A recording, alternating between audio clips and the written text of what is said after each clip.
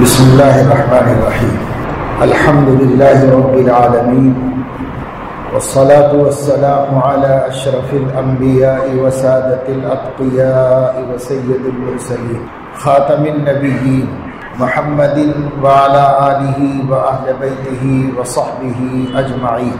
أما بعد، فقد قال الله تبارك وتعالى: سبحان الذي أسرى بعبده ليلا من المسجد الحرام إلى المسجد الأقصى الذي باركنا حوله لنريه من آياتنا إنه هو السميع البصير. وقال تعالى: إن أحسنتم أحسنتم لأنفسكم وإن أسأتم فلها. صدق اللہ العظیم. قابل احترام صدر کمیٹی اور ہمارے بزرگ دوست جناب بخشی صاحب، اراکین کمیٹی، معزز حاضرین، نوجوانان امت، آج کا یہ پروگرام جیسا کہ اعلان کیا گیا نبی کریم صلی اللہ تعالی علیہ وسلم کے ایک اہم معجزہ جس کو معراج اور اسراء کہا جاتا ہے، اس کے بارے میں تاریخ کی مختلف تحقیقات اور روایات کی روشنی میں ایک بات یہ بھی کہی جاتی ہے کہ رجب کی 27ویں شب میں یہ عظیم الشان معجزہ حضور علیہ السلام کو دیا گیا تھا، اور اسی نسبت سے عام طور سے مسلمانوں میں رجب کی 27ویں رات کو لیلۃ الاسراء اور اردو میں شب معراج کہتے ہیں۔ یہ بات میں پہلے واضح کر دوں کہ لیلۃ الاسراء یا شب معراج کے اندر کوئی خاص پروگرام، جلسہ، بیان اور کوئی خاص عبادت ہمارے آقا صلی اللہ علیہ وسلم نے ہمیں نہیں دی ہے۔ البتہ چونکہ اس وقت ایسے مواقع پر، ایسی راتوں میں مسلمانوں کے قلوب نرم ہوتے ہیں اور مسلمان خانہ خدا کی طرف خصوصی توجہ دیتے ہیں، وہ لوگ بھی مسجد میں جمع ہو جاتے ہیں جو عام طور سے پنجگانہ نمازوں میں اہتمام نہیں کرتے، بلکہ بسا اوقات وہ مسلمان بھی اللہ کے گھر آ جاتا ہے جو جمعے تک کا اہتمام نہیں کرتا۔ تو اس خاص موقع کا فائدہ اٹھاتے ہوئے علماء نے بہتر سمجھا کہ اس موقع پر مسلمانوں سے اللہ کے دین کا احکام سے متعلق خطاب کیا جائے، اور جس نسبت سے جمع ہوتے ہیں لوگ، اس کی اہمیت، حقیقت، واقعاتی حقیقت اور اعتقادی حقیقت مسلمانوں کے سامنے آئی۔ اس لیے یہ جلسہ مسجد کی انتظامیہ نے منعقد کیا اور آپ حضرات اس میں جمع ہیں۔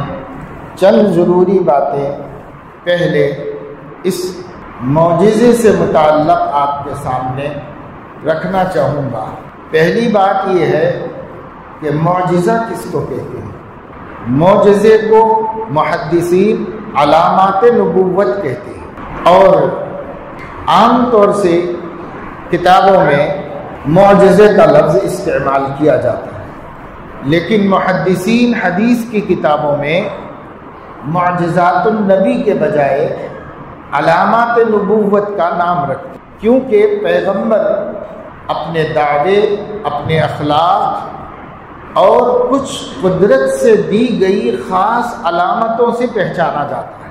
انبیاء علیہ السلام کی پہچان میں جہاں ان کا صادق ہونا، سچا ہونا، با اخلاق ہونا، پورے سماج میں سب سے بلند تر ہونا، اپنے زمانے کا نہایت ہی اعلیٰ درجے کا انسان اور مسلمان ہونا شامل ہے، وہیں پر کچھ علامتیں دیا جانا بھی شامل ہے۔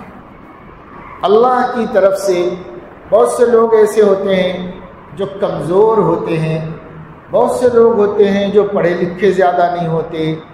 نبی سب سے خطاب کرتا ہے تو لوگوں کو سمجھنے کے واسطے بعض باتیں بطور دلیل کے بتانا بھی پڑتا ہے، چنانچہ جب آپ صلی اللہ علیہ وسلم مکہ کے مشرکوں کے سامنے اپنی نبوت کا دعویٰ فرماتے تھے تو لوگ پوچھتے تھے کہ اس کا ثبوت کیا ہے؟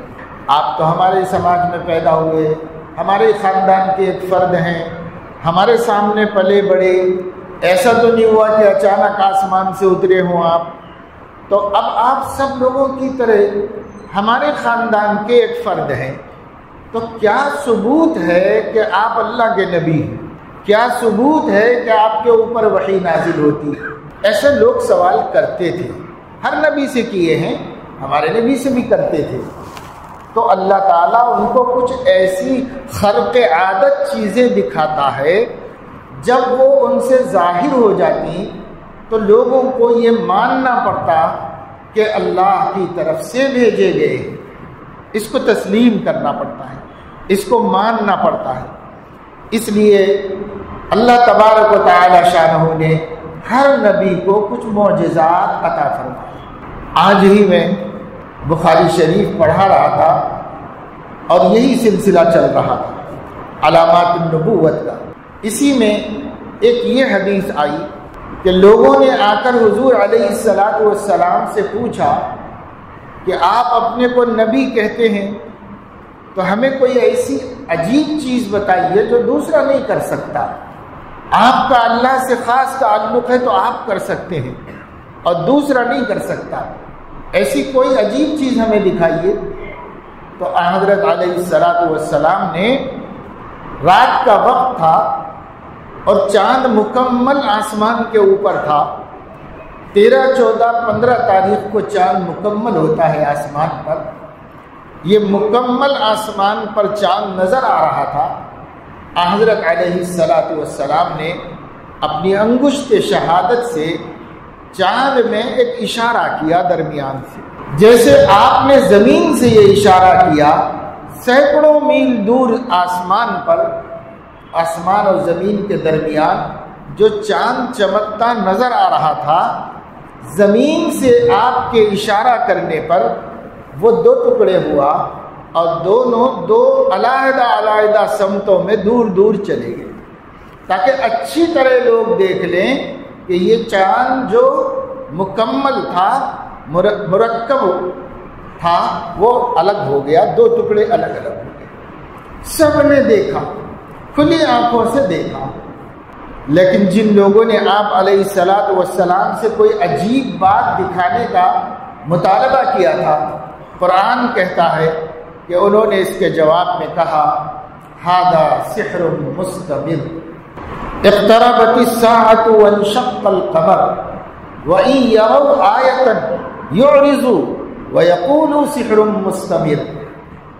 قیامت قریب آ گئی ہے اور ہمارے آخری نبی کے معجزے سے چاند ٹکڑے ہوا ہے، ٹوٹا ہے، الگ ہوا ہے، لیکن یہ کافروں کا حال یہ ہے کہ خود ہی مطالبہ کرتے ہیں، اور جب نبی ان کو یہ بات دکھا دیتا ہے، معجزہ دکھا دیتا ہے، تو کہتے ہیں کہ یہ تو کنٹینیو جادوگری ہے، اس کو جادو قرار دے دیا، کیونکہ جادوگر بھی بہت سی چیزیں ایسی دکھاتے ہیں جو دھوکہ ہوتا ہے، نظر کا فریب ہوتا ہے، لیکن نبی جو چیز دکھاتا ہے وہ نظر کا فریب نہیں ہے، وہ مسمریزم نہیں ہوتا، وہ آنکھوں کا دھوکہ نہیں ہوتا، وہ خیالات پر قابو اور کنٹرول کر کے کچھ کا کچھ دکھا دیا نہیں جاتا، جیسے پروگراموں کے اندر بہت سارے ساحر دکھاتے رہتے ہیں، ایسا نہیں ہوتا، بلکہ نبی جو چیز دکھاتا ہے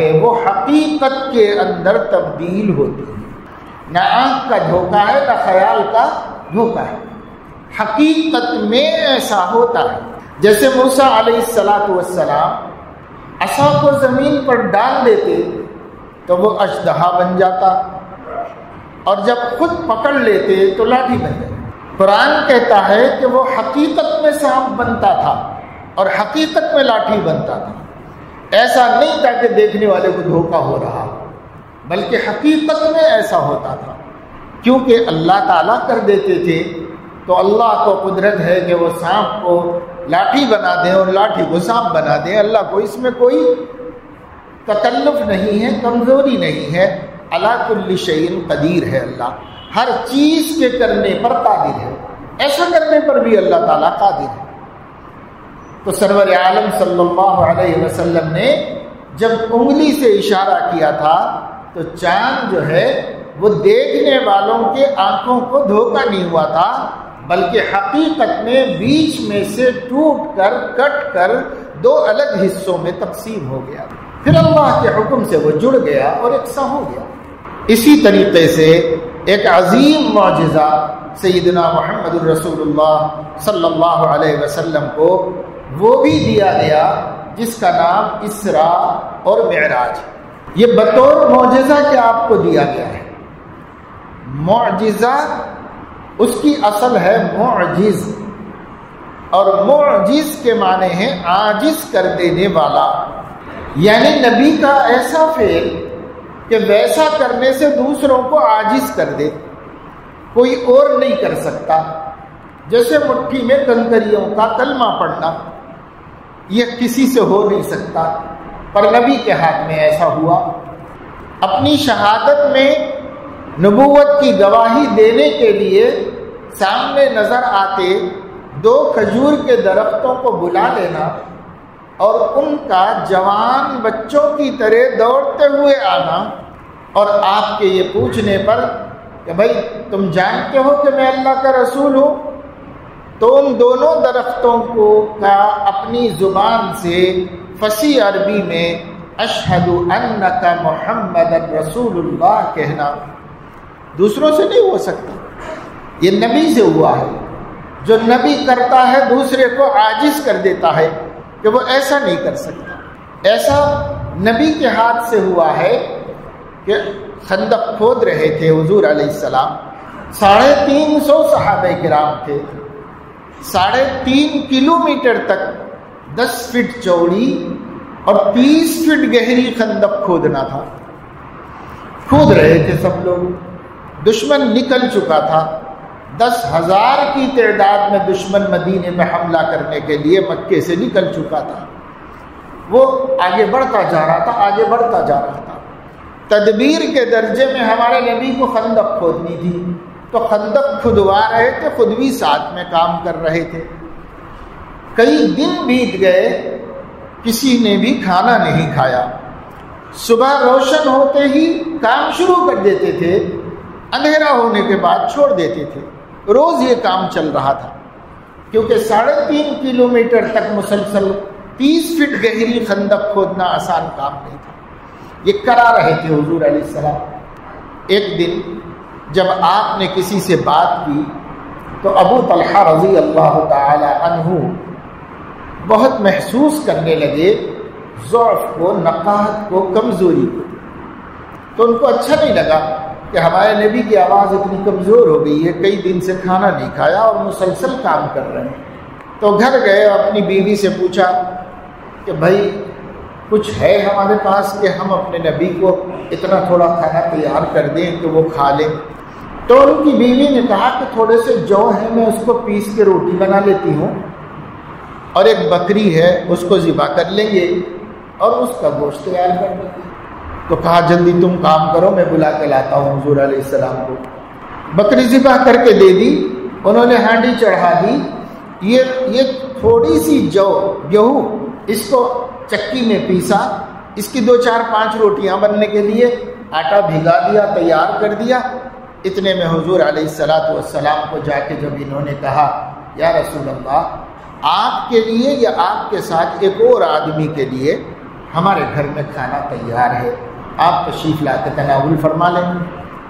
تو حضرت علیہ السلام نے، انہوں نے چپکے سے کہا تھا، حضور علیہ السلام نے زور سے کہا کہ مسلمانوں، ابو طلحہ نے تمہارے کھانے کا انتظام کیا ہے، ان کے گھر پہنچو۔ تو حضور سے بھی پہلے لوگ پہنچ گئے ان کے گھر پر، اس لیے کہ سب بھوکے تھے اور سب کمزور ہو رہے تھے، اس لیے وہی سب سے پہلے پہنچ گئے ان کے گھر۔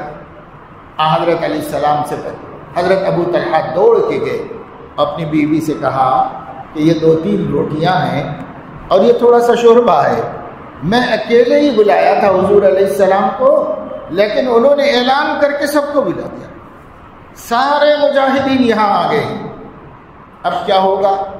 ان کی اہلیہ نے کہا آپ نے بلایا ہے کہ انہوں نے بلایا؟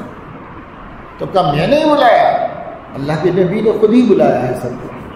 تو کہا جب انہوں نے بلایا ہے تو ان کے مہمان ہیں، وہ میزبان ہیں، وہ خود جانیں کہ کیا ہوگا۔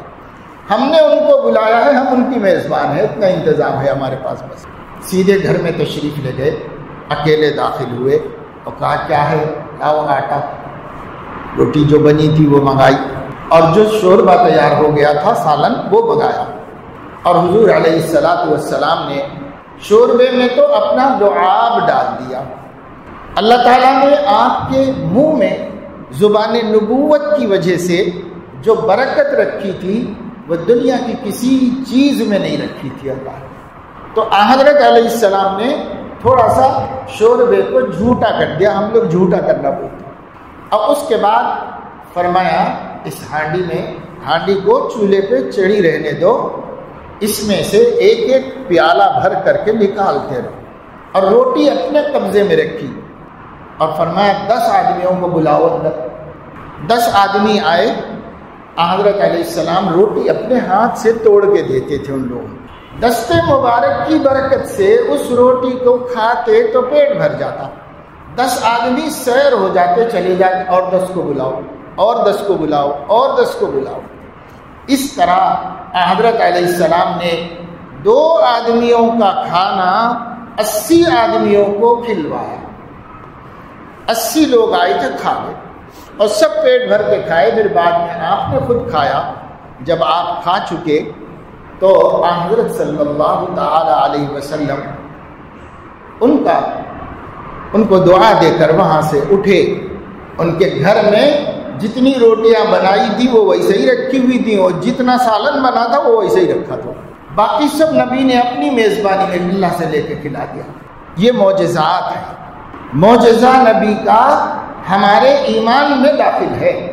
تمام علماء اس بات پر متفق ہے دنیا کے کہ نبیوں سے معجزے ظاہر ہوتے ہیں۔ ہر مومن کو ایمان لانا ہے اس کے اوپر، ہر مومن کو ایمان رکھنا ضروری ہے کہ انبیاء سے معجزات کا صدور ہوتا ہے، انبیاء سے معجزات کا ظہور ہوتا ہے۔ حضرت علیہ السلام نے ایک سفر میں پانی کم پڑ گیا تھا، لوگ پیاس سے پریشان تھے، تو انہوں نے کہا یا رسول اللہ پانی قریب میں کہیں بھی نہیں ہے، ہمارے مشکیزوں میں بھی ختم ہو چکا ہے، سفر اور لمبا ہے، گرمی سخت ہے، نہ پینے کو پانی ہے نہ وضو بنانے کے لیے، کیا کریں کیسے کریں؟ کچھ سجھائی نہیں دیتا۔ حضرت علیہ السلام نے فرمایا ایک برتن لا کے رکھو، تو ایک لگن لا کے رکھی گئی، جس کے مشکیزے میں جتنی بھی بوندیں ہیں پانی کی سب اس میں اونڈیل دو۔ تو سب لوگ اپنے اپنے برتنوں میں سے کسی نے 1 گھونٹ 2 گھونٹ چند قطرے ہر ایک کے اس میں ڈالے، تو وہ اتنا ہو گیا کہ اس میں آپ اپنا دست مبارک رکھ سکیں، اپنا ہاتھ رکھ سکیں، اتنا ہو گیا وہ پانی۔ اس پانی میں آپ نے اپنے ہاتھ کی انگلیاں رکھ دی۔ راوی کہتے ہیں، صحیح بخاری کی روایت ہے، راوی کہتے ہیں ہر انگلی سے پانی کے چشمے پھوٹ رہے تھے، ہم نے اپنی آنکھوں سے دیکھا، ہر انگلی سے پانی کا چشمہ پھوٹ رہا تھا۔ اور آپ فرما رہے تھے جس کو وضو بنانا وضو بنا لو، غسل کرنا غسل کر لو، برتن بھر لو، مشکیزیں بھر لو، سب بھر لو، اللہ پانی دے رہا ہے اس وقت میں۔ تو سب لوگوں نے اپنی اپنی ضرورتیں پوری کر لی، سب کے برتن بھر گئے۔ پھر آپ نے ہاتھ ہٹا دیا تو اس میں جتنا پانی تھا اتنا ہی رہا۔ سننے والے نے پوچھا صحابی سے کہ اس وقت اس سفر میں آپ لوگ کتنے تھے؟ انہوں نے کہا 300 سے زائد لوگ تھے۔ 300 سے زائد لوگ صرف انگلیوں سے نکلنے والے پانی کے چشمے سے پانی لے رہے تھے اور ضرورت پوری کر رہے تھے۔ تو میرے عزیزوں، نوجوانوں، دوستوں، بزرگوں، اسے معجزات النبی کہتے ہیں، اور اسے محدثین علامات النبی کہتے ہیں۔ یہ نبوت کی علامتیں ہیں، اس سے نبی اللہ کا مخصوص ہے، مقرب ہے، خاص بندہ ہے، یہ لوگوں کو سمجھ میں آتا ہے، یہ اللہ نے عطا فرمایا۔ اب ایسے معجزات 1 2 10 نہیں، ایسے معجزات ہمارے نبی صلی اللہ علیہ وسلم کو 3000 سے زائد اللہ تعالیٰ نے عطا فرمایا، اور نبیوں کو 2 3 5 7 معجزے ملا کرتے تھے۔ ہمارے نبی کو چونکہ قیامت تک کے نبی ہیں، آخری نبی ہیں، نبیوں کے امام ہیں، سب کے نبی ہیں، اس لیے بہت معجزات اللہ نے عطا فرمائے۔ ہم لوگوں کو بحیثیت مجموعی ان معجزات پر چاہے تفصیل معلوم ہو یا نہ ہو، اس طرح ایمان لانا چاہیے اللہ نے ہمارے نبی کو جو معجزے دیے ہیں اور جو ثابت ہیں حدیثوں سے، ہم ان سب کو مانتے ہیں، اس پر یقین رکھتے ہیں۔ بس اتنا ہمیں یقین رکھنا چاہیے، یہ ہمارے ایمان کا حصہ ہے۔ اب ان معجزات میں ایک معجزہ یہ بھی ہے جس کو اسراء یا معراج کہتے ہیں۔ اسراء قرآن میں استعمال ہوا ہے، معراج حدیثوں میں آیا ہے، 2 لفظ بھی عربی کے ہیں۔ اسراء کے معنی ہے رات کے وقت کسی کو سفر میں لے جانا، رات میں سفر کرانا۔ ایک سفر کرنا ہوتا ہے، ایک سفر کرانا۔ اسراء کے معنی ہے سفر کرانا، کیونکہ یہ سفر اللہ نے اپنی قدرت سے اپنے نبی کو کرایا تھا اور رات میں کرایا تھا، اس لیے اس کو سورہ بنی اسرائیل میں اسراء کہا گیا۔ سبحان الذی اسریٰ بعبدہ، اسراء یہ فعل ماضی ہے اور اسراء یہ اس کا مصدر ہے۔ سبحان الذی اسریٰ بعبدہ، مبارک ہے، پاک ہے، عیبوں سے محفوظ ہے، بلند و بالا ہے، بڑی قدرت والی ہے وہ ذات جس نے راتوں رات اپنے عبد کو، اپنے خاص بندے کو سفر کرایا۔ کتنا سفر کرایا؟ من المسجد الحرام الی المسجد الاقصی، مسجد حرام سے مسجد اقصی تک۔ مسجد حرام مکہ مکرمہ میں ام القریٰ کے اندر جو مسجد ہے کعبۃ اللہ کے اطراف میں، اس کو مسجد حرام کہتے ہیں۔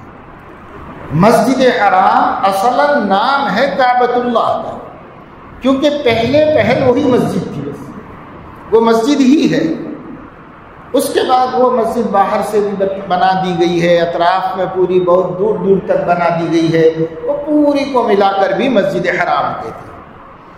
تو مسجد حرام سے مسجد اقصی تک، مسجد اقصی ملک شام میں سیریا میں ایک مسجد ہے، اس کا نام مسجد اقصی ہے۔ مسجد اقصی جس محلے کے اندر ہے اسے القدس کہا جاتا ہے۔ آپ لوگ آج کل سنتے رہتے ہیں کہ قدس مسلمانوں کی امانت ہے، یہ سنتے رہتے ہیں۔ القدس اس جگہ کا نام ہے جس میں مسجد اقصی بھی ہے، بیت المقدس بھی۔ اس پورے علاقے کو القدس کہا جاتا ہے۔ یہ بڑا مبارک خطہ ہے، الذی بارکنا حولہ، اللہ نے بہت مبارک بنایا ہے اس پورے خطے کو۔ یہاں انبیاء کی قبریں ہیں، یہاں انبیاء کا نزول ہوا ہے، یہاں انبیاء نے رہائش فرمائی ہے، یہاں سے نبیوں نے اللہ کی دعوت دی ہے۔ سیدنا ابراہیم خلیل اللہ علیہ السلام نے یہاں اللہ کے بندوں کو ہدایت کی محنت فرمائی ہے۔ آج کل جس کو سیریا ملک شام کہا جاتا ہے، وہ بٹ بٹا کر ایک چھوٹا سا ملک الگ بن گیا ہے، لیکن تاریخ بتاتی ہے کہ جس زمانے میں قرآن نازل ہو رہا تھا، اس زمانے میں جب ملک شام کہتے تھے تو اس میں اردن بھی داخل تھا، اس کے اندر فلسطین بھی داخل تھا، اس کے اندر اسرائیل بھی داخل تھا۔ اسرائیل تو اب کچھ عرصہ پہلے زبردستی کا قبضہ کیا ہوا ہے اس کے اوپر۔ یہ سب ملک شام کی سرزمین ہے، اس نے جبراً قبضہ کیا ہے۔ یورپین کنٹریز کے ناجائز حمایت کی وجہ سے، ظالمانہ حمایت کی وجہ سے، اس نے مسلمانوں کی مقدس سرزمین پر قبضہ کر کے اپنا ایک مستقل ملک بنا لیا ہے۔ ناجائز ملک ہے، اس کا کوئی وجود نہیں ہے دنیا کے گلوبل کے اوپر، لیکن زبردستی ظالمانہ طریقے پر مسلمانوں کی مقدس سرزمین پر اس نے قبضہ کیا ہوا ہے۔ تو خیر، اللہ تعالیٰ کبھی چھڑائے گا اور کبھی اللہ رب العزت مسلمانوں کی امانت مسلمانوں کے حوالے فرمائے گا۔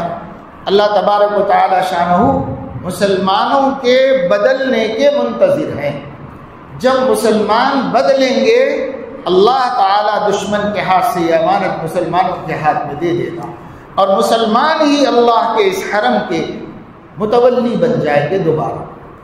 فی الحال بھی اسرائیل اس کا متولی نہیں ہے، فی الحال بھی اردن کی حکومت اس کی متولی ہے، لیکن اس کے باوجود قبضہ اسرائیل کا ہے اس کے اوپر. یہ ملک شام ہے. کہاں سے نبی کہاں تک گئے اس رات میں؟ مسجد حرام سے مسجد اقصی تک گئے. حضور علیہ الصلوۃ والسلام سے پوچھا گیا کہ یا رسول اللہ دنیا کی سب سے پہلی مسجد کون سی ہے؟ صحیح بخاری میں ہے یہ روایت. دنیا کی سب سے پہلی مسجد کون سی ہے؟ تو آپ نے فرمایا مسجد الحرام. تو سائل نے پوچھا اس کے بعد کون سی مسجد ہے؟ تو فرمایا مسجد اقصی. تو پہلی مسجد مسجد حرام ہے اور دوسری مسجد دنیا کی مسجد اقصی ہے، جس کی بنانے کا آغاز، تعمیر کا آغاز سیدنا داؤد علیہ السلام نے کیا تھا، اور اس کا اختتام سیدنا سلیمان علیہ السلام کے دور حکومت میں مکمل بنائی گئی وہ مسجد بن گئی.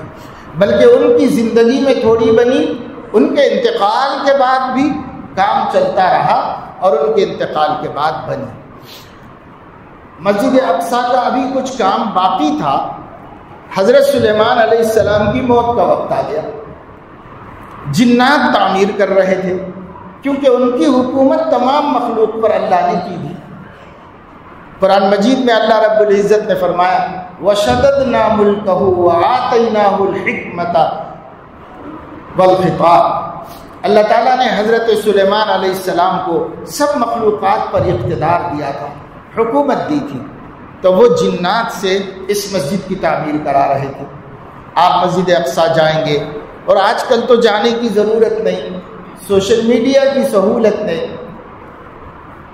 انفارمیشن ٹیکنالوجی کی سہولت نے اتنا آسان کر دیا کہ جو لوگ گئے ہیں انہوں نے وہاں کے خطے خطے کونے کونے، ہر کمان، ہر محراب، ہر جگہ کی فوٹوز لے کر کے ایسی ویڈیو بنا دی کہ گھر بیٹھ کے آپ ایسے ہی دیکھ لیں گے جیسے وہاں جا کے دیکھ لے رہے.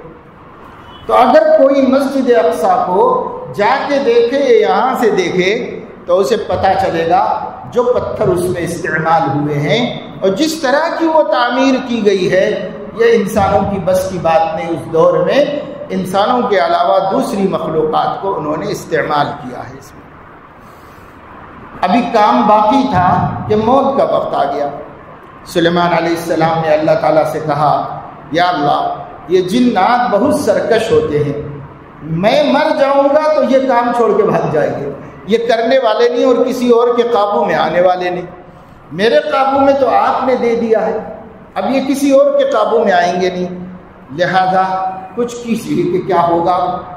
اللہ نے فرمایا دیکھو بھئی موت کا وقت تو میں نے مقرر کر دیا ہے، وہ ٹلے گا نہیں، البتہ آپ کا جو الجھن ہے میں اس کو دور کر دوں گا.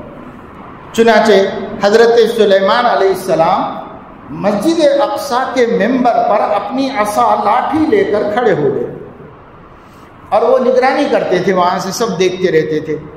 تو وہ سلسلہ چلتا رہا اور ان کی موت بھی ہو گئی.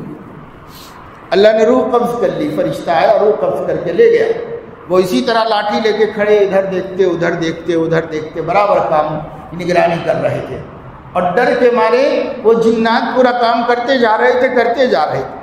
جب پوری مسجد اقصی کمپلیٹ ہو گئی تب اللہ تعالیٰ نے یہ نظام کیا کہ ان کی جو لاٹھی تھی اس لاٹھی کو دیمک نے نیچے سے چاٹنا شروع کیا، دیمک کھانا شروع کر دیا.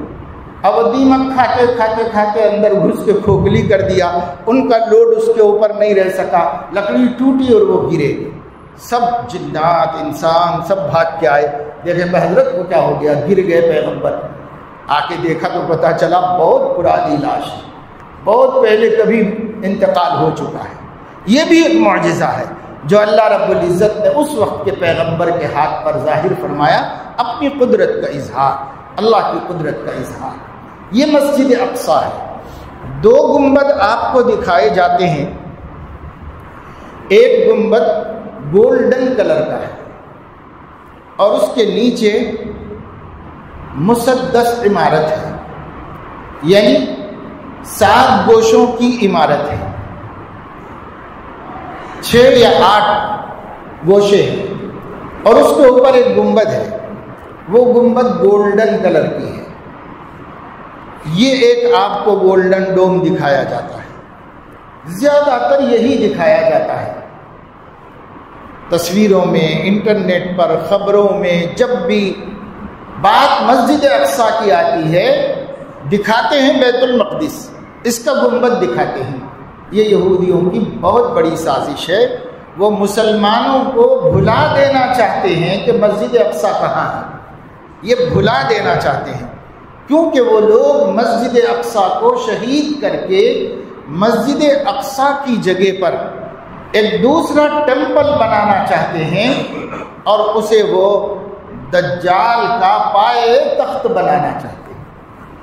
اس کے لیے مسجد اقصیٰ گرانے کی پلاننگ چل رہی ہے، دور دور سے تو کھود چکے ہیں، بڑے بڑے بلڈوزر لگائے ہوئے ہیں، بہت دور سے کام کر رہے ہیں، لیکن ابھی مسجد اقصیٰ کو انہوں نے چھیڑا نہیں ہے کہ پوری دنیا کے مسلمانوں کے جذبات کا مسئلہ ہے، اس لیے اس کو چھوڑا نہیں۔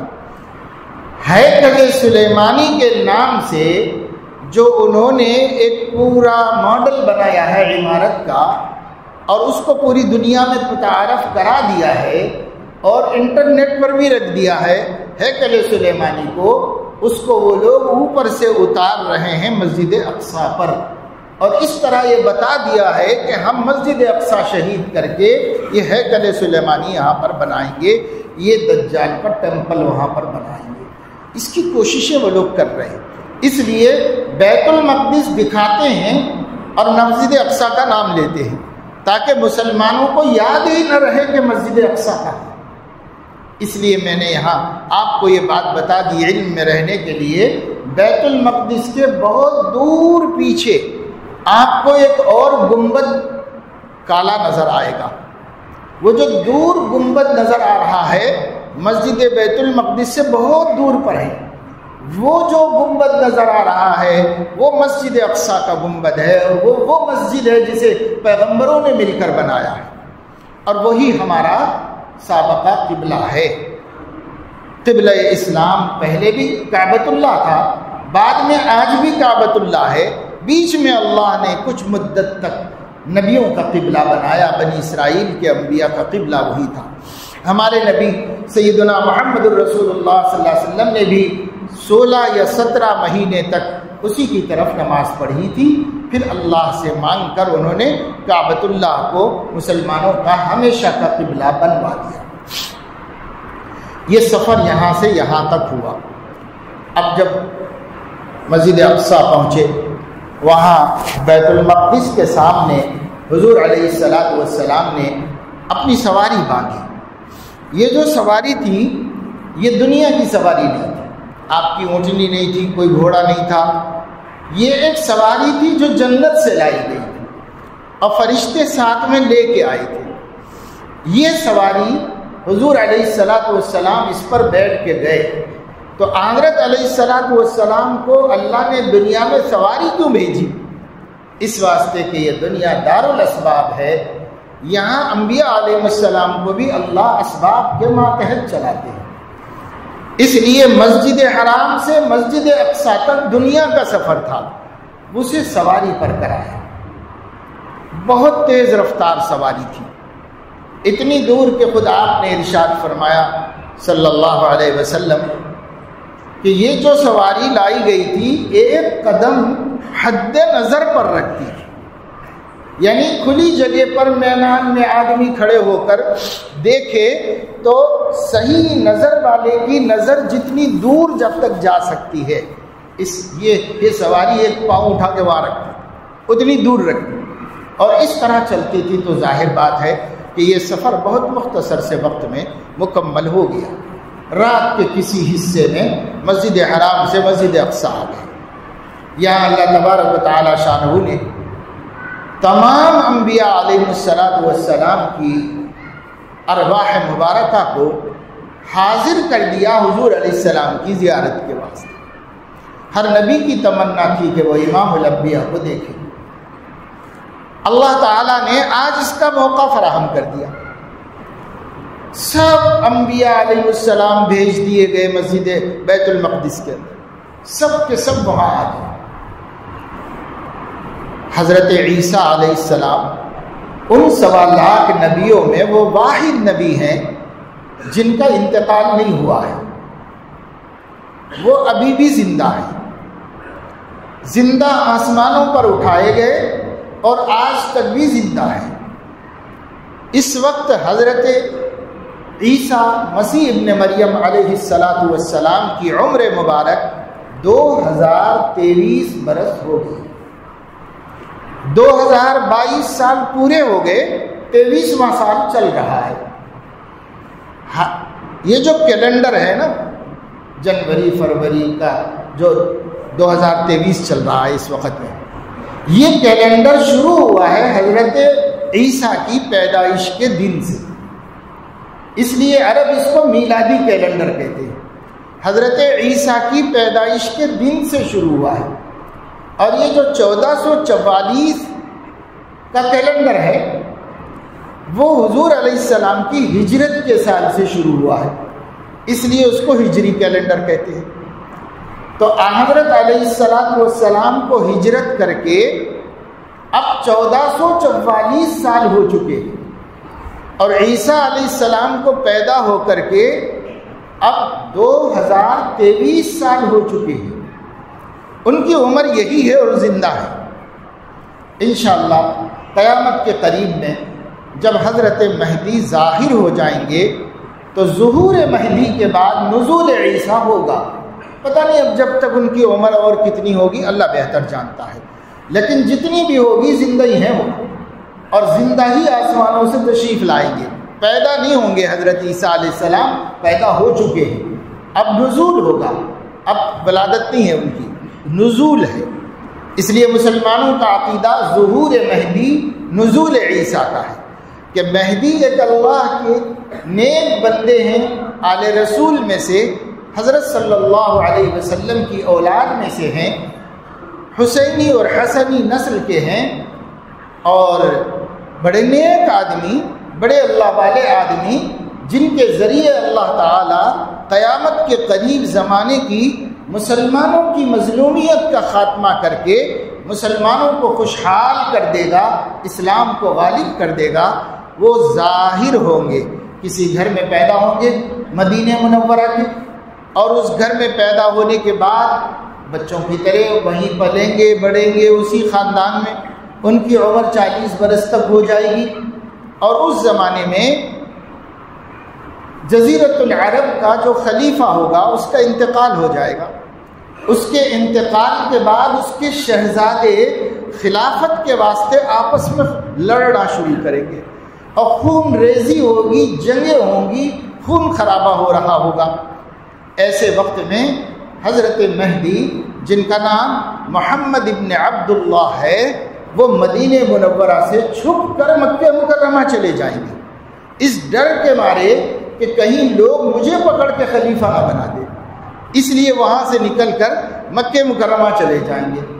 مکہ مکرمہ میں اللہ ہی بھیجائے گا ان کو، اس واسطے کہ مکہ مکرمہ میں اللہ نے ایسی نظر والے بندوں کو اس دور میں پیدا کیا ہوگا جو اللہ کے بندے مہدی کو پہچان لیں گے دیکھتے ہی۔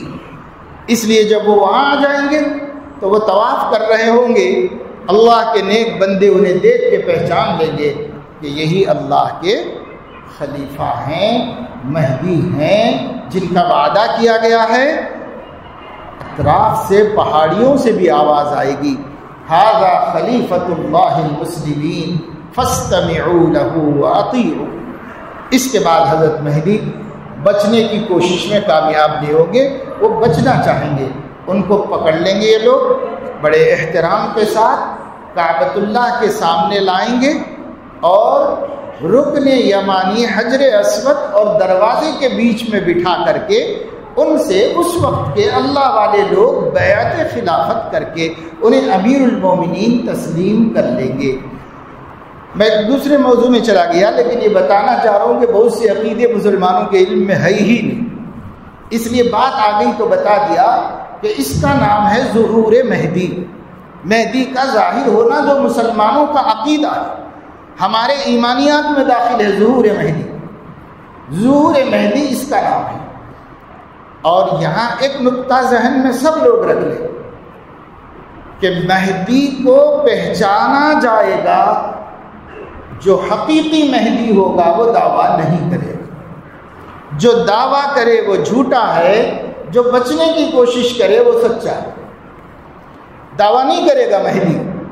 اس لیے آج تک جتنے مہدی ہوئے ہیں وہ سب مدعی ہیں، اس لیے سب جھوٹے ہیں۔ جب حقیقی مہدی کا ظہور ہوگا وہ دعویٰ نہیں کریں گے، ان کو اللہ کے نیک بندے پہچان کر کے انہیں اپنا امیر تسلیم کر لیں گے۔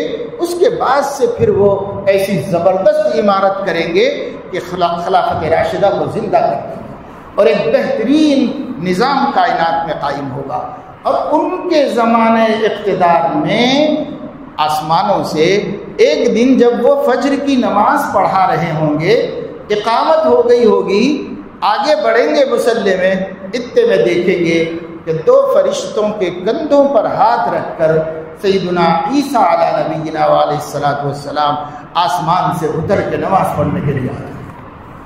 حضرت مہدی فوراً پیچھے ہٹیں گے، کیونکہ حضرت مہدی کتنے بھی بڑے ہوں گے لیکن وہ نبی نہیں، اس لیے وہ پیچھے ہٹیں گے اور کہیں گے کہ آپ تو اللہ کے نبی، آگے بڑھیے۔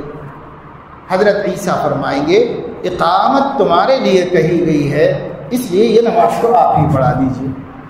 چنانچہ حضرت عیسیٰ نبی ہو کر مقتدی ہوں گے اور حضرت مہدی ہمارے آقا کے امتی ہو کر امام ہوں گے، اور ایک سابقہ نبی ان کے پیچھے مہدی مقتدی ہوگا۔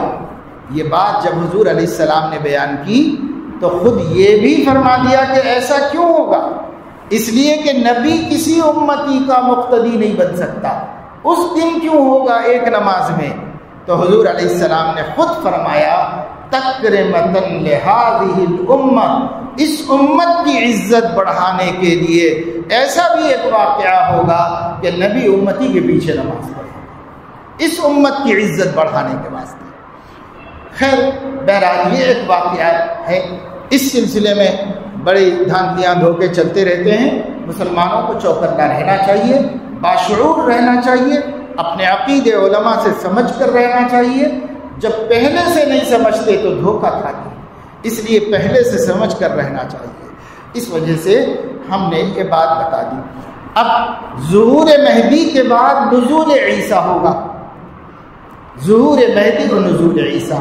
حضرت عیسیٰ علیہ الصلوۃ والسلام تشریف لائیں گے اور پھر وہ 40 سال حکومت کریں گے۔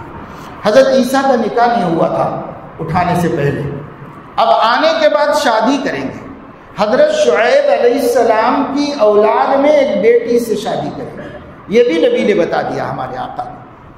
ہمارے آقا کا معجزہ ہے، پیشین گوئیاں معجزے ہیں، انہوں نے بتا دیا کہ آئیں گے بھی، اور بنو شعیب میں ایک سابقہ پیغمبر کی اولاد میں نکاح کریں گے، اولاد بھی ہوگی حضرت عیسیٰ علیہ الصلوۃ والسلام کی۔ 40 سال کے بعد انتقال ہوگا تو قیامت قریب آ جائے گی اور قیامت ظاہر ہو جائے گی۔ یہ تو کچھ اپنے عقائد کی بات تھی۔ تو مسجد اقصیٰ سے، مسجد حرام سے مسجد اقصیٰ تک حضور علیہ السلام آئے۔ یہاں آئے تو تمام انبیاء جو حاضر ہوئے، میں انہیں یہ بات بتائی کہ ایک نبی زندہ حاضر ہوئے، باقی سب لوگ انتقال فرما چکے ہیں۔ اس دنیا سے آخرت میں جانے کے لیے ایک مرحلہ درمیان میں آتا ہے، اس مرحلے کا نام موت ہے۔ اس مرحلے سے ہر پیدا ہونے والے کو گزر کے جانا پڑتا ہے، اس لیے تمام انبیاء اس مرحلے سے گزر چکے ہیں۔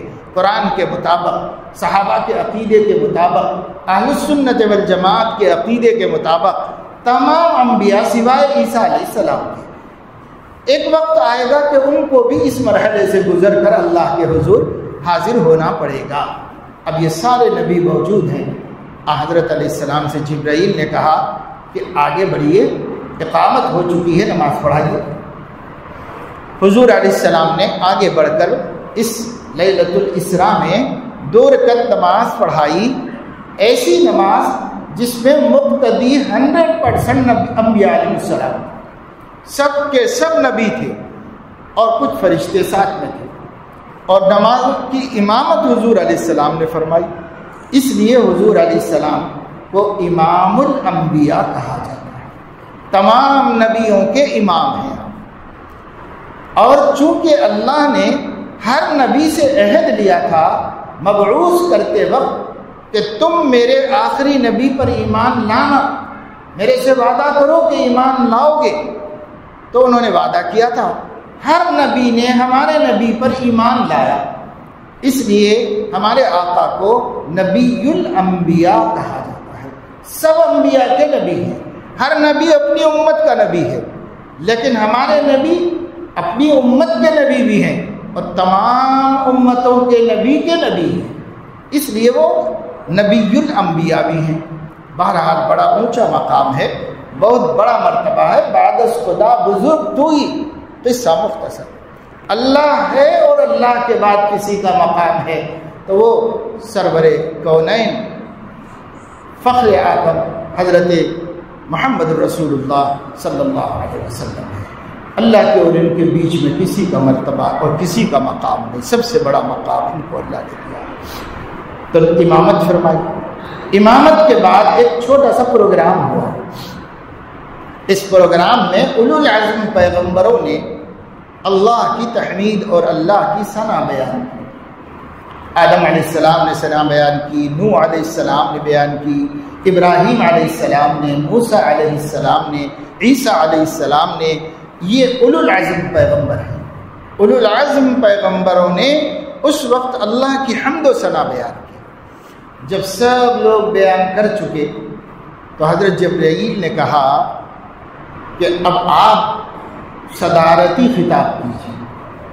سب نبی اپنے اپنے خطابات کر چکے ہیں، اب آپ کیجیے۔ حضرت علیہ السلام کھڑے ہوئے اور آپ نے اللہ کا شکر اس طرح ادا کیا، الحمدللہ الذی جعلنی حبیبہ۔ اللہ کا شکر ہے جس نے مجھے تو اپنا حبیب بنایا، محبوب بنایا، وجعل امتی خیر امت اخرجت للناس، اور میری امت کو تمام امتوں سے بہتر امت بنایا، اور جسے لوگوں میں برپا کیا تاکہ وہ امر بالمعروف و نہی عن المنکر کرے، تاکہ یہ امت دنیا سے برائیوں کا خاتمہ کرے، تاکہ یہ امت دنیا میں نیکیوں کو اور روشنی کو پھیلائے، اندھیرے کو ختم کرے۔ یہ اس امت کی ذمہ داری ختم نبوت کی برکت سے ہے، میری بھی ہے، آپ کی بھی ہے، اس مجمع میں موجود ہر چھوٹے بڑے کی ہے، ہر مسلمان کی ہے، مرد کی بھی، عورت کی بھی، جوان کی بھی، بوڑھے کی بھی، سب کی۔ اخرجت للناس، یہ امت پوری کی پوری ہمارے نبی کی ختم نبوت کی برکت سے مبعوث کی گئی ہے، انسانیت کو برائیوں سے بچانے اور بھلائی پر چلانے کے واسطے۔ یہ پوری امت کا شرف ہے، یہ شرف ہمارے آقا کی وجہ سے اس امت کو ملا۔ حد یہ ہے کہ شراح حدیث فرماتے ہیں، امام نووی، حافظ ابن حجر عسقلانی جیسے محدثین یہ فرماتے ہیں، گناہگار بھی اس امت کا داعی ہے اور نیکوکار بھی داعی ہے۔ اگر گناہوں میں مبتلا شرابی کبابی کسی آدمی سے کہے ارے بھائی اذان ہو گئی مسجد جائیے، تو آپ اس سے نہیں پوچھ سکتے کہ تو پینے والا، تو بدکاری کرنے والا، تو کیا میرے کو نماز کو بول رہا، ایسا نہیں پوچھ سکتے۔ وہ بھی داعی ہے اور اس کو بھی حق ہے کہ کسی کو اچھی بات بتائے اور اس کو اچھی بات، اچھے کام کی دعوت دے، اس کا بھی حق ہے۔ یہ اس امت میں سب کا حق ہے، اچھی بات بتانا اور بری باتوں سے روکنا۔ البتہ اتنا ضروری ہے کہ اس اچھی بات کا اچھا ہونا آپ کو اچھی طرح معلوم ہو، اور اس بری بات کا برا ہونا آپ کو علم کی روشنی میں پتہ ہو۔ ایسا نہیں کہ الٹپ کوئی بھی کسی کو بولنے لگے، جانتا خود نہیں الٹی سیدھی باتیں بولنے لگے، تو یہ اور گناہ کی بات ہو جائے گی کہ ہم سبب بن جائیں گے گناہوں کے۔ حضرت علیہ السلام نے فرمایا، من سن فی الاسلام سنتا حسنتا فلہ اجرها واجر من عمل بها ومن سن فی الاسلام سنتا سیئتا فعلیہ وزرھا ووزر من عمل بها، جو کوئی اسلام میں کسی اچھے کام کی ابتدا کرے تو اس کے بعد جتنے لوگ کریں گے سب کا اجر اس کو ملے گا، اور اگر کسی برے کام کا آغاز کرے تو آگے جتنے لوگ یہ برا کام کریں گے اس کا وبال اس کے اوپر بھی آئے گا۔ یہ حدیث سن کر آپ اس کو سمجھ لیں کہ آپ کے سوشل میڈیا پر جتنی خبریں دین کے نام سے آتی ہیں، اگر آپ کو تحقیق نہیں ہے اور آپ آگے بڑھا دیں گے تو دوسرے لوگوں کی گمراہی کے گناہ گار بھی آپ ہی ہوں گے۔ اس لیے پہلے تحقیق ضروری ہے کہ یہ بات واقعی کتاب و سنت میں ہے یا نہیں۔ اگر ہے تو آگے بڑھاؤ، اور اگر نہیں ہے تو بڑھانے سے بچو، اس لیے کہ ڈر لگنا چاہیے کسی بات کو دین کہہ کر لوگوں کے سامنے رکھنا جبکہ ہمیں نہیں معلوم ہے کہ وہ دین ہے یا نہیں۔ یہ بہت بڑی ذمہ داری کی بات ہے۔ صحیح بخاری میں 20 مرتبہ یہ حدیث امام بخاری نے لائی ہے کہ حضرت علیہ السلام نے فرمایا، جس شخص نے کوئی بات میری طرف سے کہی، یعنی قال رسول اللہ صلی اللہ علیہ وسلم کہہ کر کسی نے کوئی بات کہی اور وہ بات میں نے نہیں کہی تھی، تو فَلْيَتَبَوَّأْ مَقْعَدَهُ مِنَ النَّارِ، وہ اپنا ٹھکانہ جہنم میں بنا لے، جہنم ہی میں جانا پڑے گا اس کو۔ اس لیے کسی بات کو اللہ کے نبی کی بات کہہ کر بیان کرنے سے پہلے 10 دفعے پرکھ لینا چاہیے کہ یہ حدیث رسول ہے یا نہیں ہے۔ اگر ہے تو بولو، اور اگر نہیں ہے تو رک جاؤ، ورنہ ٹھکانہ جہنم میں ہو جائے۔ آج کل غیر ذمہ دارانہ حدیثیں ایسے پھیلا رہے ہیں لوگ، تعجب ہوتا ہے کہ کیسی حدیث، ایسی حدیث۔ میں نے ابھی 1-2 دن پہلے ہی دیکھا کہ ایک عربی کا جملہ ہے، پتہ نہیں کس نے کہا کہ الولایت خیر من الرسالۃ، اور اس کے آگے یہ لکھا تھا لکھنے والے نے کہ جو اس حدیث کو نہیں مانے گا وہ منکر حدیث اور کافر ہے، حالانکہ یہ حدیث کے پورے ذخیرے میں کہیں ہے ہی نہیں، کسی محدث کے نزدیک یہ حدیث نہیں، اللہ کے نبی نے کبھی بھی نہیں فرمایا، پورے وثوق کے ساتھ پوری امت میں کہیں یہ حدیث نہیں۔ اب ایک شخص کہہ رہا ہے کہ یہ حدیث ہے اور اس کو جو حدیث نہ مانے وہ کافر ہے، فتویٰ بھی دے رہا ہے اس کے کفر کا۔ لا حول ولا قوت الا باللہ۔ ایسا نہیں کرو دوستو، جب تک کسی چیز کا قرآن حدیث سے ثابت ہونا آپ کو تحقیق کے ساتھ نہ معلوم ہو، اس وقت تک آپ اس کو آگے نہیں بھیجا سکتے، اس وقت تک آپ زبان پر نہیں لا سکتے، ورنہ اپنا ٹھکانہ جہنم میں بنا لینا پڑے گا۔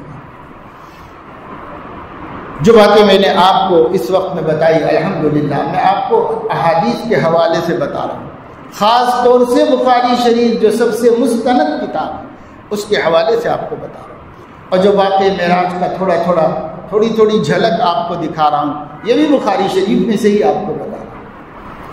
حضرت علیہ الصلوۃ والسلام کے لیے یہاں سے پھر آسمانوں پہ جانے کا انتظام ہوا۔ عربی زبان میں اونچائی پر جانے کو عروج کہتے ہیں، اور اوپر جانے کے لیے جو سیڑھی اسٹیئر کیس زینہ استعمال کیا جاتا ہے اس کو عربی زبان میں معراج کہتے ہیں۔ چونکہ زمین سے آسمان کی طرف گئے، اس سفر کا نام معراج ہے، اور معراج اس لیے نام رکھا گیا کہ صحیح بخاری میں وہ روایت جو حضور علیہ السلام نے اس قصے کو بیان کرتے ہوئے ارشاد فرمائی، ثم عرج بی الی السماء، پھر جبرائیل مجھے لے کر آسمانوں کی طرف بلندی پر گئے، بلند ہوئے، عرج بی فرمایا، تو اسی سے معراج اس واقعے کا نام ہو گیا۔ تو مسجد حرام سے مسجد اقصی تک کا سفر اسرا کہلاتا ہے، اور مسجد اقصی سے آسمانوں کا سفر معراج کہلاتا ہے۔ محدثین دونوں اصطلاحیں سیرت نگار استعمال کرتے ہیں۔ اوپر گئے، کیا کیا ہوا بڑی تفصیل ہے اس کی۔ حضرت علیہ السلام پہلے آسمان پہ گئے، دوسرے پہ، تیسرے پہ، چوتھے پہ، 5ویں پہ، 6ٹھے پر، 7ویں پہ۔ حضرت علیہ السلام ایک ایسی جگہ پر گئے جہاں بیر کا درخت تھا، بہت خوبصورت درخت تھا اور بہت بڑا درخت تھا، ظاہر آخرت کا درخت تھا، دنیا کا نہیں تھا۔ مٹکے ایک علاقہ ہے مدینہ منورہ کے قریب، اس علاقے سے گھڑے بن کے آتے تھے مدینے میں بکنے کے لیے. تو حضور علیہ الصلوۃ والسلام نے فرمایا کہ اس علاقے کے گھڑوں کے برابر بیر تھے اس پہ لگے ہوئے. تو اس کے پتے اور اس کی شاخیں اور اس کے پیڑ کتنا بڑا ہوگا وہ. اور اس کے اوپر فرشتے اس طرح جگمگا رہے تھے جیسے رات کے اندھیرے میں جنگلوں میں جگنو درخت پہ جگمگاتے ہیں. جگنو ایک کیڑا ہوتا ہے، اللہ نے اس میں غیر معمولی مرکری روشنی رکھی ہے، ایک دم چمکدار. وہ کیڑا گھومتا رہتا ہے راتوں میں، صحراؤں میں جنگلوں میں نظر آتا ہے. بارش وغیرہ کے موسم میں خاص طور سے گھپ اندھیرے میں وہ کیڑا درختوں پہ منڈلاتا رہتا ہے. تو انتہائی چمکدار جگنو اس کو کہتے ہیں. آج کل تو جگنو بہت دیکھے نہیں ہوں گے ہمارے بچے، تو جنگلوں میں جاتے کہاں ہیں، دیکھتے کہاں. ہم نے گاؤں میں کھیتی باڑی دیکھی ہے، اپنا ابتدائی دور دیکھا ہے ہم، لیکن اب شہروں میں رہنے والے کہاں. تو آپ دیکھ لو کہ شب معراج ہے آج، تو شہر میں بہت سے درختوں پر بجلی کے پمپمیں لگا دیے گئے. مسجد کے سامنے، ہوٹل کے سامنے لوگوں نے اپنی خوشی میں اظہار مسرت میں لگاتے ہیں. یا شادی خانے کے سامنے شادی کے موقع پر ایک درخت ہوتا ہے، اس پر اتنے کلر کے رنگ برنگے بلب لگے ہوئے ہوتے ہیں کہ وہ درخت چھپ جاتا ہے اور روشنی چمکتی رہتی ہے. حضور علیہ السلام نے فرمایا سدرۃ المنتہا، سدرہ عربی میں بیر کو کہتے ہیں، اور منتہا غایت کو کہتے ہیں، انتہا کو کہتے ہیں. ایک ایسی جگہ جہاں فرشتوں کی سرحد ہے اور فرشتے اس کے آگے نہیں جا سکتے. حضرت علیہ السلام اس درخت کے پاس پہنچے، اس درخت کے بارے میں فرمایا ایسا خوبصورت درخت میں بیان نہیں کر سکتا کہ کتنا خوبصورت اور چمک رہا درخت تھا. فرشتے تھے، وہ جگنو نہیں تھے، وہ فرشتے چمک رہے تھے اس کے اوپر. وہاں سے پھر آگے گئے حضور علیہ السلام. صریف الاقلام، ایک ایسی جگہ سے میں گزرا تنہا اکیلا کہ کچھ دور سے مجھے کاغذ پر قلم سے لکھنے کی آوازیں آ رہی تھیں. شراح حدیث فرماتے ہیں کہ یہ لوح محفوظ سے اللہ کے فیصلوں کو فرشتے نقل کر کے لاتے ہیں اور دنیا میں اس کو نافذ کرتے ہیں. یہ نقل کرنے کی آوازیں تھیں جو حضور علیہ السلام کو سنائی دے رہی تھی. اور آگے بڑھے، عرش معلیٰ تک پہنچے. اللہ تبارک و تعالی شانہ نے ان سے خطاب فرمایا فَأَوْحَى إِلَىٰ رَبِّهِ مَا أَوْحَىٰ مَا كَذَبَ الْفُؤَادُ مَا رَأَىٰ. حضور علیہ السلام کے دل نے آنکھوں کے دیکھے ہوئے کو جھٹلایا نہیں. حضور علیہ السلام نے اللہ تعالیٰ سے، اللہ نے وحی کی جو بھی وحی کرنا چاہا، جو باتیں کرنی چاہی.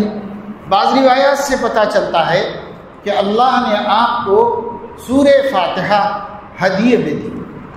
سورہ فاتحہ 7 مثانی اس کو کہا جاتا ہے. 7 آیتیں ہیں جو ہمیشہ دہرائی جاتی ہیں، اس لیے اس کو 7 مثانی کہا جاتا ہے. یا 2 مرتبہ نزول ہوا ہے اس لیے اس کو 7 مثانی کہا جاتا ہے. تو وَلَقَدْ آتَيْنَاكَ سَبْعًا مِّنَ الْمَثَانِي وَالْقُرْآنِ الْعَظِيمِ. اے نبی ہم نے آپ کو 7 مثانی اور پورا قرآن دیا ہے. سورہ فاتحہ کو الگ سے بیان کیا خصوصیت کی وجہ سے. اللہ تعالیٰ نے اس وقت بطور تحفے کا عطا فرمایا. عرش کے نیچے کے خزانوں میں سے لا حول ولا قوت الا باللہ کا خزانہ عطا کیا. ایسے ہی اور روایتوں میں مختلف باتیں آتی ہیں. ان سب جزئیات کو بعین ہی تسلیم کرے نہ کریں، لیکن اس کا مجموعہ یہ ہے کہ اللہ نے اپنے پاس بلایا حضرت محمد صلی اللہ علیہ وسلم کو اور ان کا اعزاز و اکرام فرمایا. اور جب حضور علیہ السلام ہر جگہ جاتے تو ابھی میں نے آپ کو بتایا کہ بیت المقدس میں نبیوں کے سامنے اپنی تعریف ہی کافی نہیں سمجھی، اپنے ساتھ اپنے امت کی بھی تعریف فرمائی. ایسے وہاں حضور علیہ السلام نے اپنی امت کو فراموش نہیں کیا. جب خدا اپنے خاص بندے کو اپنے پائے تخت پر بلا کر خصوصی اکرام کر رہا تھا تو بندے نے چاہا کہ میری امت بھی اس اکرام میں شریک ہو جائے. اس لیے اللہ تعالیٰ سے اپنی امت کے لیے ہدیہ مانگا، اللہ نے 50 وقت کی نمازوں کا ہدیہ دیا۔ کہا کہ اس سے بڑھ کے اور کیا دوں؟ آپ کی امت کے لیے میں 50 نمازیں دیتا ہوں، 24 گھنٹے میں ایک دن رات میں 50 نمازیں امت پڑھ لیا کرے، یہ میں آپ کو تحفہ دے رہا ہوں، آپ کی امت کے لیے تحفہ دے رہا ہوں۔ بہت خوشی سے لے کے آئے حضور علیہ السلام۔ لیکن صحیح بخاری میں ہے کہ حضرت موسیٰ علیہ السلام نے کہا، جو اوپر آسمانوں پر ملاقات ہوئی، انہوں نے کہا کیا لے کے آئے ہیں آپ؟ کہا 50 نمازیں۔ تو حضرت موسیٰ نے کہا مجھے امتوں کا تجربہ ہے، یہ 50 نمازیں آپ کی امت شاید نہیں پڑھ سکے گی، آپ ابھی آخرت ہی میں ہیں، آپ اللہ کے سامنے جائیے اور اس میں کمی کرا لیجیے۔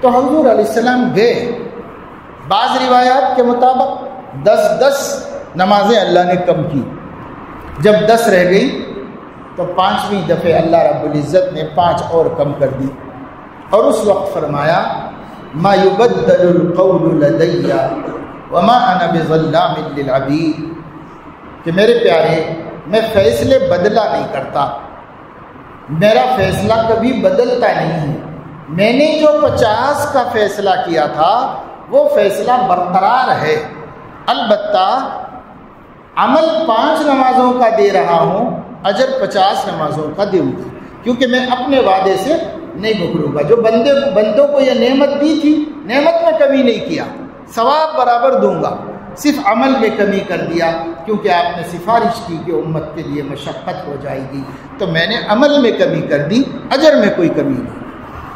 وہ رحمان ہے، اس لیے اللہ رب العزت نے شان رحمانیت کا اظہار کیا۔ حضور اکرم صلی اللہ علیہ وسلم 5 نمازیں لے کر آئے دنیا میں، اور امت کو فرمایا 5 صلوات افترضہن اللہ، اے میری امت 5 نمازیں اللہ نے تم پر فرض کی ہیں ہر دن، جو اچھی طرح وضو کر کے وقت پر قضا کیے بغیر خشوع و خضوع کے ساتھ رکوع سجدے اطمینان سے کر کے یہ 5 نمازیں پڑھ لے گا، کان لہ علی اللہ عہد ان یغفر لہ، اللہ پر ذمہ داری ہے کہ اللہ اس کی بخشش فرمائے۔ بخشش نمازوں سے ہوگی، ایمان اور ایمان کے بعد نمازوں کی پابندی، اس سے بخشش ہوگی۔ میرے عزیز و دوستو، خاص طور سے نوجوان بچوں جو مسجد میں اب موجود ہو، اپنے نبی کی نسبت سے، اپنے نبی کی محبت میں، آج کی رات کے عنوان سے آپ یہاں مسجد میں موجود ہو، عہد کر لو کہ زندگی کی آخری سانس تک کبھی ہماری 5 وقتہ نمازوں میں سے ایک نماز بھی قضا نہیں کریں گے، اور جو نمازیں پہلے چھوٹ گئی ہیں اسے بھی موقع نکال کے ادا کر لیں گے، کیونکہ حضرت علیہ السلام نے فرمایا جو نمازیں ایمان کی حالت میں بلوغ کے بعد چھوٹی ہیں پڑھنی پڑے گی، اسے ادا کرنا پڑے گا، اس لیے ان نمازوں کو ادا بھی کرنا ہے جو غفلت سے پہلے چھوٹ گئی۔ جو نوجوان ہیں ماشاءاللہ ان کی تھوڑی بہت چھوٹی ہوں گی بلوغ کے بعد سے، لیکن بعض حضرات اگر خدا نخواستہ نماز کا اہتمام نہیں کرے بڑی عمر تک تو ان کی زیادہ باقی ہوں گی، لیکن فکر ضروری ہے بھائی، تھوڑے تھوڑے ادا کرتے رہو، تھوڑے تھوڑے ادا کرتے رہو۔ الحمدللہ میں ایسے مسلمانوں کو جانتا ہوں جنہوں نے بہت اچھی خاصی عمر گزرنے کے بعد اپنی زندگی کی غفلتوں سے توبہ کی اور اللہ کے راستے پر چلنے اور دین پہ جمنے کا عہد کیا، اور ماشاءاللہ پچھلے 30 برس کی نمازیں بھی ادا کر اور آگے بھی پابندی سے کر رہے ہیں۔ میں اس زمانے میں جانتا ہوں ان لوگوں کو جنہوں نے اپنے حالات سے مطلع کیا اور بتایا، تو کوئی بڑی بات نہیں ہے، چاہنے والے کو ہم شامل کئی دیتے ہیں۔ آج ہم کہہ رہے ہیں اللہ پاک مدد نہیں کر رہا، اللہ پاک مدد نہیں کر رہا، تو بیکار بات ہے۔ اللہ تو ہر وقت ریڈی ہے مدد کرنے کے واسطے، ہم ہی مدد لینے کے قابل نہیں بن رہے ہیں اللہ تعالیٰ سے، ہم کو مدد لینا نہیں آ رہا ہے، اللہ تو مدد کرنے کے لیے ہر وقت تیار ہے۔ حق پرستوں کی تو نے اگر دل جوئی نہیں، اقبال نے شکوہ میں پہلے بیان کیا، ایک شکوہ لکھا تھا پھر جواب شکوہ میں انہوں نے یہ کہا، انسانوں کی ترجمانی کرتے ہوئے، مسلمانوں کی ترجمانی کرتے ہوئے کہا، حق پرستوں کی یعنی مسلمانوں کی تو نے اگر کی دل جوئی نہیں، تانا دیں گے بت کہ مسلم کا خدا کوئی نہیں۔ یہ مسلمانوں کی طرف سے اللہ سے شکایت کی، اور اللہ کی طرف سے جواب شکوہ کے اندر کہا ہم تو مائل بکرم ہیں، کوئی سائل ہی نہیں، راہ دکھلائیں کسے رہ رب منزل ہی نہیں۔ ہمارا حال یہ ہے، اللہ فرمانے میں تو تیار ہوں دکھانے کے واسطے، رستہ دکھانے تیار ہوں، مدد کرنے تیار ہوں، ہم ہی چلنا نہ چاہیں اللہ کے راستے میں، ہر تدبیر کر رہے ہیں ملک میں مسلمانوں کی موجودہ حالتوں کو ختم کرنے کے واسطے، لیکن نماز پڑھنے کا اہتمام نہیں کر رہے، حالانکہ یہ سب سے بڑی تدبیر ہے۔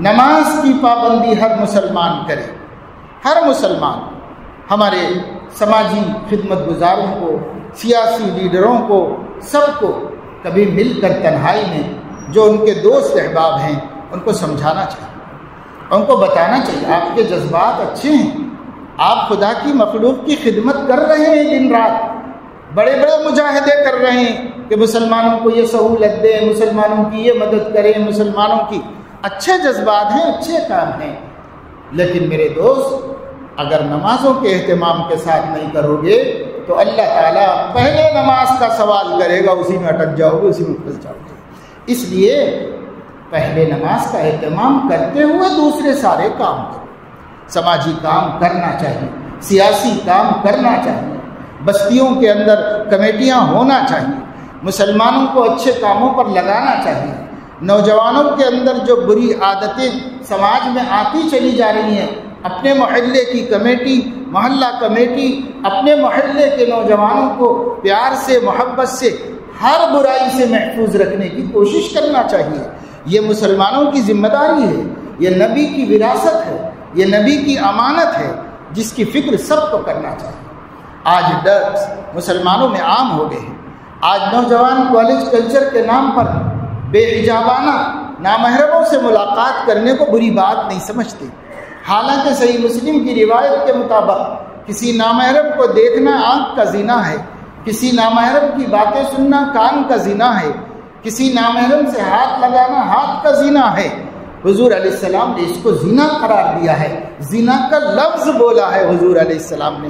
ہم آخری درجے کا زنا نہیں کرتے ہوں گے، لیکن یہ زنا میں کتنے دیندار وہ بھی مبتلا ہے، اس زنا میں کتنے نمازی حاجی دائی مبتلا ہے، لیکن ہمیں اللہ کا خوف نہیں ہے، ہمارے سامنے دین کا صحیح علم نہیں ہے، ہمیں اس زنا سے اپنے کو بچانا پڑے گا، ورنہ زنا عام ہو جائے تو جو اللہ کے غضب اترتے ہیں وہ غضب ہماری قوم پر اتریں گے، ہم کیسے اس غضب سے اپنے آپ کو بچا سکیں گے؟ اس کی پیشین گوئی تو حضور نے فرما دی۔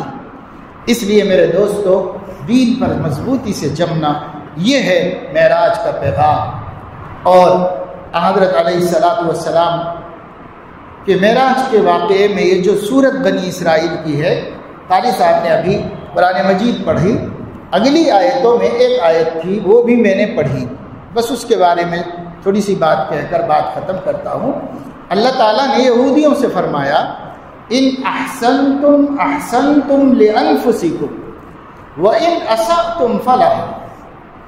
ایک مرتبہ یہودیوں پر بخت نصر نے بہت شدید حملہ کیا اور ان کو ذلیل و رسوا کیا، ان کی اینٹ سے اینٹ بجا دی، بیت المقدس کی ساری امانتیں نکال کر لے کے چلے گئے، تورات کے نسخے جلا دیے۔ وہ عیسائی تھا، اس نے یہودیوں کو بہت خطرناک سزا دی، پھر سارے یہودیوں کو خطر قید کر کے واپس لے کے چلا گیا روم۔ اس کے بعد اللہ تعالیٰ نے بہت لمبے عرصے کے بعد آہستہ آہستہ یہودیوں کی طاقت جمع کر کے یہودیوں کو پھر فتح عطا فرمائی، اور نصارہ کو شکست ہو گئی، عیسائیوں کو، اور یہودی فاتح ہو گئے۔ تب اللہ نے یہ بات ان سے کہی، دیکھو بھائی، ایک مرتبہ تم لوگوں نے میری بغاوت و نافرمانی کی تو تمہارا حشر میں نے کیا کر دیا، قیامت قائم ہو گئی تم لوگوں کے اوپر، دیکھ لیا تم نے اپنی آنکھوں سے۔ اب بچے کچے لوگوں کو پھر میں نے سنبھال کر جمع کر پھر تم لوگوں کو غلبہ اور قوت اور طاقت اور عزت دی ہے میں نے۔ اب ان احسنتم احسنتم لانفسکم، تم اگر اچھی زندگی گزارو گے اپنے لیے ہی اچھی زندگی گزارو گے، وَإِنْ أَسَأْتُمْ فَلَهَا، اور اگر تم برے کام کرو گے تو برائی تمہارے اوپر آئے گی، میرا کوئی نقصان نہیں ہے۔ فَإِذَا جَاءَ وَعْدُ الْآخِرَةِ لِيَسُوءُوا وُجُوهَكُمْ وَلِيَدْخُلُوا الْمَسْجِدَ كَمَا دَخَلُوهُ أَوَّلَ مَرَّةٍ وَلِيُتَبِّرُوا مَا عَلَوْا تَتْبِيرًا۔ پھر نہیں کرو گے، پھر نافرمانی کرو گے، پھر ایک مرتبہ دشمن کو تمہارے اوپر مسلط کروں گا، پھر وہ تمہاری مسجد کو ڈھائیں گے، پھر وہ تمہارے اینٹ سے اینٹ بجا دیں گے اور پوری قوم کو تہس نہس کر کے رکھ دیں گے۔ یہ میں تم لوگوں سے وعدہ کر رہا ہوں، اگر تم لوگ باز آ گئے تو میں بھی رک جاؤں گا، اور اگر تم لوگ باز نہیں آئے تو پھر میں بھی باز نہیں آؤں گا اور تمہارے اوپر دوسرا عذاب بھیج دوں گا۔ یہ قرآن میں کیوں اتارا اللہ نے؟ تاکہ اس امت کے مسلمانوں کو سمجھ میں آئے جو اللہ تمہیں برداشت کر رہا ہے اس کی کوئی مجبوری نہیں ہے کہ وہ تمہیں برداشت کر رہا ہے، بلکہ اس کی رحمت کے تقاضے سے وہ برداشت کر رہا ہے۔ لیکن اگر سزا دینے پہ آئے تو قرآن پڑھ لو، کیسی کیسی قوموں کو اللہ نے ہلاک کر دیا۔ جو پہاڑوں کو تراش کر کے محل بناتے تھے، اللہ نے ان کو کھجور کے کھوکھلے تنوں کی طرح ہلاک کر دیا، برباد کر دیا۔ قرآن مجید میں اللہ رب العزت نے فرمایا ہے کہ وہ کھجور کأنہم اعجاز نخل خاویہ، کھجور کے کھوکھلے تنے ہوائیں اڑا رہی تھی لاشوں کو، ان کو جو پہاڑ تراش کر کے محل بناتے تھے، جن کے باقیات آج تک موجود ہیں عرب کے اندر، جو انہوں نے محل بنائے تھے۔ اس لیے قرآن کے واقعات میں تدبر کیجیے۔ امت قرآن سے دور ہو گئی ہے۔ میں آج آپ کو اس مسجد کے محراب و ممبر سے، اس مسجد کے انتظامیہ کے حوالے سے یہ پیغام دینا چاہتا ہوں، ان گمبھیر، خطرناک، خوفناک، مایوس کن فیوچر کے، مایوس کن مستقبل کے موجودہ سچویشن کے اندر اگر یہ امت اپنی مایوسیوں کو آس سے بدل سکتی ہے، اندھیرے کو روشنی میں تبدیل کر سکتی ہے، ہمت پیدا کر سکتی ہے، غلبہ حاصل کر سکتی ہے، اسلام کا نام مٹایا جا رہا ہے، اگر یہ امت اسلام کا جھنڈا سر بلند کر سکتی ہے، اللہ کے کلمے کو اونچا کر کے دکھا سکتی ہے، مسجدوں کی حفاظت کر سکتی ہے، دینی محنتوں کی حفاظت کر سکتی ہے، تو اس کے لیے ضروری ہے کہ یہ امت کتاب و سنت کی طرف لوٹ جائے، کتاب و سنت کی طرف لوٹ جائے، اللہ کی کتاب اور اپنے نبی کا دامن، یہ دو چیزیں مضبوطی سے تھیں۔ آج قرآن اتنا ہم سے دور ہو چکا ہے، ہم نے دور کر دیا ہے قرآن کو کہ مسلمانوں کی 90% اکثریت کو، مردوں اور عورتوں کو قرآن پڑھنا نہیں آتا ہے، دیکھ کے پڑھنا نہیں آتا ہے قرآن۔ 90% مسلمانوں کو، میں صرف ڈیگے نہیں مار رہا ہوں، ریاست میں گھومتا ہوں اور مسلمانوں کے حالات سے، دیہاتوں سے لے کے شہروں تک واقف ہوں۔ 90% مسلمانوں کو اللہ کی کتاب صحیح سے پڑھنا بھی نہیں آتا۔ اس وقت ہم اتنے دور ہیں قرآن مجید سے، جو قرآن ہماری محافظ ہے، جو قرآن ہماری نجات کا ذریعہ ہے، آج اس قرآن کو مسلمانوں نے چھوڑ دیا ہے۔ یاد رکھو، اسی قرآن میں اللہ نے یہ بات بیان کر دی ہے کہ کل قیامت میں اللہ کے نبی سیدنا محمد رسول اللہ صلی اللہ علیہ وسلم اللہ کے سامنے شکایت کریں گے، یا ربی ان قوم اتخذوا هذا القرآن مہجورا، اے میرے پروردگار، یہ میری قوم ہے جس نے اس قرآن کو دور کر دیا تھا۔ آج ہم کیے ہوئے ہیں اور نبی کی شکایت کے مقام پر اپنے کو پہنچا چکے ہیں کہ نبی شکوہ کریں گے اللہ سے۔ حدیث میں آیا ہے قرآن مومن کے گلے میں لٹک کر آئے گا، اس کے گلے میں لٹک کر آئے گا قرآن، ہر مومن کے گلے میں، یا تو شفاعت کرے گا یا شکایت کرے گا۔ اگر شفاعت کرے گا شفاعت بھی رد نہیں ہوگی، اور اگر شکایت کرے گا شکایت بھی رد نہیں ہوگی۔ اس قرآن کے ساتھ کیا سلوک ہو رہا ہے؟ اور وہ آقا جن کی شفاعت کے بدلے حساب ہوگا، ان کی شفاعت نہ ہوگی تو حساب بھی نہیں ہوگا قیامت کے دن، ان کی شفاعت کی برکت سے حساب ہوگا۔ اس آقا کے ساتھ ہم کیا سلوک کر رہے ہیں؟ ان کی عزت کا کیا خیال کر رہے ہیں؟ ہمارے نوجوان بچے، ہماری جوان بیٹیاں اپنے باآبرو باعزت نبی کی آبرو کا کیا خیال کرتے ہیں؟ ان کی آبرو جاتی ہے تو جانے دو، ہمیں اپنے نفسانی خواہشات پورے کرنے ہیں۔ اس کے لیے غور کرو، سوچو۔ ہم کسی قوم کی شکایت نہیں کر رہے ہیں، لیکن آپ کو شعور دینا چاہتے ہیں۔ آج اس وقت پورے ہندوستان کی غیر مسلم اقوام یہ طے کر لی ہے متحد ہو کر کہ ان کی قوم کی کوئی بچی کسی مسلمان کا بستر نہیں بن سکتی، کسی مسلمان کے ساتھ نہیں جا سکتی۔ سب مل کے طے کر دیے ہیں۔ انہوں نے ایسی تنظیمیں بنا رکھی ہیں، پورے ملک میں نگرانی کر رہی ہیں۔ حیدرآباد کے ایک محلے میں مثلا ٹولی چوکی میں اگر کوئی ایسا واقعہ ہو تو پورے ملک میں اس کی خبر پہنچائی جا رہی ہے اور پورے ملک کو متحرک کیا جا رہا ہے، اور فوراً وکلاء حرکت میں آ رہے ہیں، قانون حرکت میں آ رہا ہے، حکمراں حرکت میں آ رہے ہیں، اور جو تنظیمیں ہیں وہ تنظیمیں حرکت میں آ رہی ہیں۔ روز روز خبریں دیکھو، میں اپنی طرف سے کچھ نہیں بول رہا ہوں، سب حرکت میں آ رہے ہیں اور اس کو بچانے کی کوشش کر رہے ہیں۔ ہم ان کو برا نہیں کہتے، قابل تعریف ہیں وہ غیور بھائی جو اپنے بہنوں کو دوسرے مذہب والوں کے پاس جانے نہیں دینا چاہتے ہیں، لیکن یہ غیرت مسلم بھائیوں کے قلوب سے کیسے نکل گئی ہے؟ مسلم بھائی دیکھ رہے ہیں، میرے سامنے ایسے بھی واقعات ہیں کہ کسی کی بہن سے معاشقہ کرنے کے لیے اس دوست کو اپنی بہن سے لگا دیا ہے۔ یہ غیور مسلمان ہے۔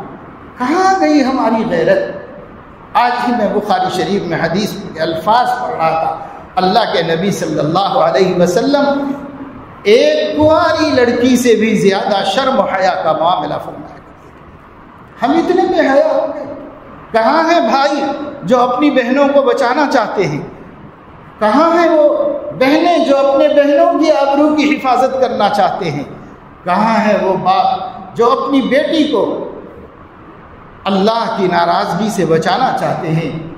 کہاں ہے وہ ماں جس نے 9 مہینے پیٹ کے اندر رکھ کر اور جنم دینے کی مصیبت اٹھا کر دردوں پر دردیں اور تکلیف پر تکلیف اٹھا کر پیدا کیا تھا؟ اس بیٹی کو جہنم کا ایندھن بنانے کے لیے آسانی سے تیار اور راضی ہے۔ اب لوگ کہہ رہے ہیں بھائی ہو رہا ہے ایسے ہی زمانے میں، کیا کریں گے؟ اب ایسا ہی ہو رہا ہے، یہ ہم کہہ رہے ہیں آپ کی آنکھوں کے سامنے۔